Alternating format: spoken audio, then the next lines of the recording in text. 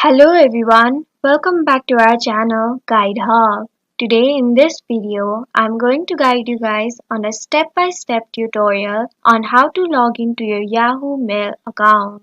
In order to log into your Yahoo Mail account, first you'll need to open browser of your choice. Here I'll be using Google Chrome. On the very top, you can see search bar. In the search bar, you'll have to type in www.mail.yahoo.com.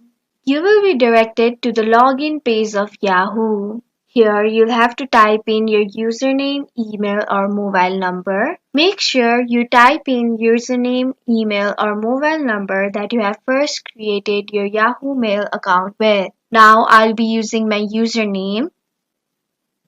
After you type in, you'll have to click on Next option. Then you'll have to type in your password here. After you type in your password correctly, you'll have to click on Next option.